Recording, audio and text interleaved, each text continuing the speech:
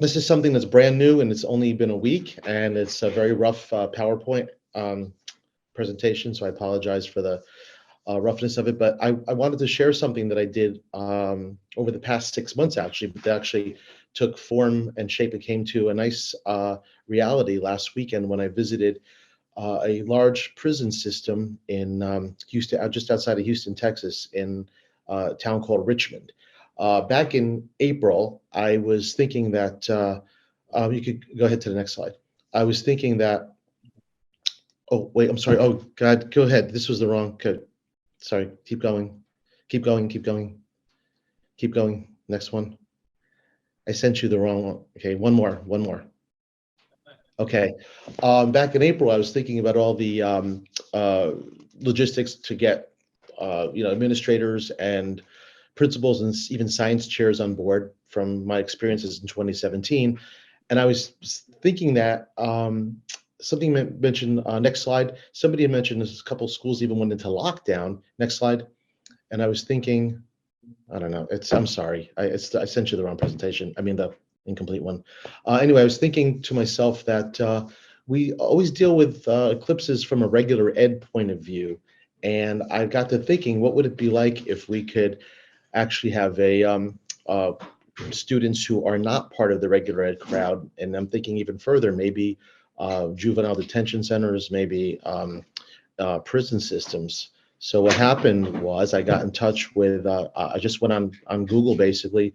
I did a prison search in Texas because Texas was close to the, X marks the spot with the two eclipses. And I realized that there was this huge prison system called Wyndham. And Wyndham extends from all the way south to the up to the Panhandle, west to El Paso, and east. And I figured I got to have a good chance there. So I just spun the wheel, came up with Jester, because I thought the name was kind of interesting. And I reached out to this principal named Jana, who was kind of reticent, and she was kind of what you'd say a tough cookie at first. And the more I spoke with her, I was kind of tenacious, as she calls it. And she started thinking this could be a really good PR for the prison, as well as getting the inmates out side, and actually seeing something, as I called it, eclipse therapy. They don't get out very much. And I have some photos to show you in a second to show you what it actually looks like. So we talked and talked and talked, and she says, well, I'm kind of sold on this now, but what about, there's going to be a lot of maybe pushback from above, and there's going to be, lots of bureaucratic red tape to go through and things like that. So we decided to give it a try. And May came, June came, no word from above. Finally, by July, we had the warden okayed it, but he said, of course, you have to go up through the channels up to the state level. So he took over because now he became a fan of this idea. And between Jana and the warden, by the end of August, we had permission for me to come down anytime, as soon as we got clearance from the public relations people, because of course I wanted to take some pictures and video. And then we had Deb had nicely put me in touch with a documentary person from New York City, and he got interested. So we had to get permission for that. So if you ever want to do something like this, I'm discovering 6 months is a minimum probably for lead time. So once we got everything okayed, I went down last weekend, flew out right after school ended on Thursday, and spent the weekend with the crew. And I learned, hold on one second, I'm on a Zoom. I'm on a Zoom. Yeah. Sorry. So we got there, and I had to go through the same routine that staff does coming in, the not quite a strip search, but bringing in my license and not much else. They even confiscated my phone, but luckily the warden and Jenna took video and photos, which I'm going to show you real quick.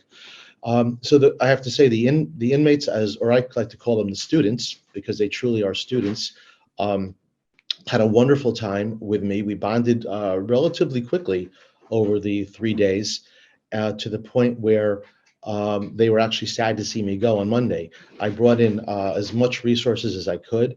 They don't have internet access there, so we had to download everything onto our respective laptops. So things were very, very, I experienced what it's like to be locked down, basically. Some of these people were in there for, over 10 years, and they see 1 hour of daylight, if that much a day. So the idea of the eclipse was like a fantastic idea for them, and they're treating it like a positive reward for the inmates. If you could go ahead to the next slide, please. Okay, so oh no, go back one. You had it. Go back just one. Thanks. Okay, so I'm realizing that when I went to the prison last weekend, I really felt like there was an education desert going on there. We talk about food deserts and landscape deserts, but there was a true education desert going on. The library was not really well stocked. It wasn't very well attended. I brought some books with me, which they now gladly put in the library. Um, and I realized the more I was there that these students, a lot of them were kids. I taught from 18 to 80, literally, and the oldest person was just as interested as the youngest person. There was only 3 people that opted out of an entire cell block. I thought that was amazing. So there is truly a need and a want and a craving, actually, for education behind prison walls. They promised me the students would be taken out to a courtyard. I have a photo of that coming up too.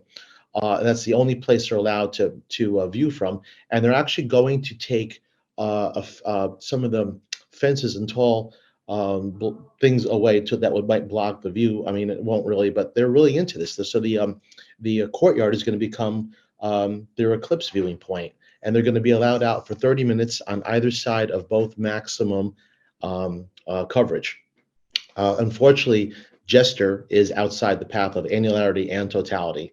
So they're going to get about 92% and 94% respectively partial. So they're quite excited about that. Next slide.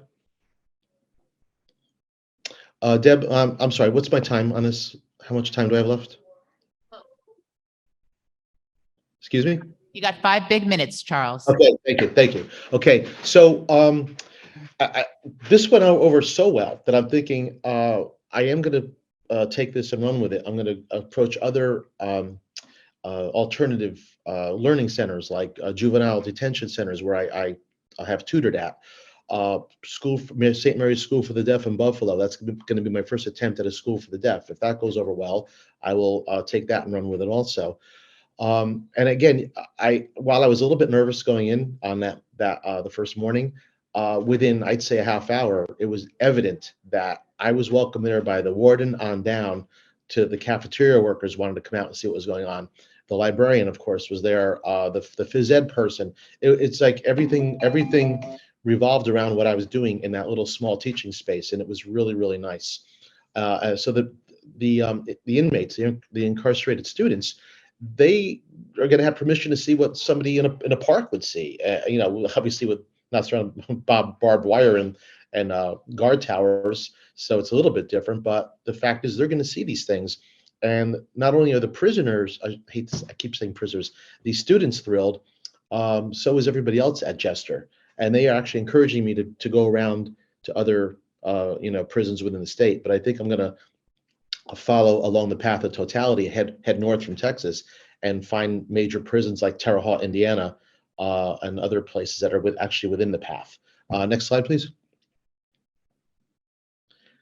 So again, I just spoke about this before. We have to be aware that it's okay to push your limits. And my principal, when I got back to Brooklyn on Tuesday, said he was really proud that I went out of my comfort zone, and he asked me to speak to the teachers at the faculty meeting on Wednesday.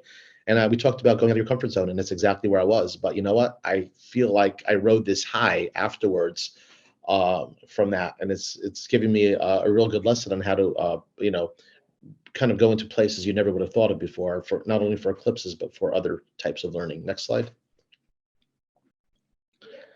And again, we know about the whole weight, but especially for incarcerated students, and this kind of came up, which I didn't even think about, but incarcerated people, they can't travel to see an eclipse. So the fact that these 2 eclipses are coming to their area is astounding, within 6 months of each other. And I didn't even think of that they have really no mobility to go from one place to another. So this is actually super special, extra special for them.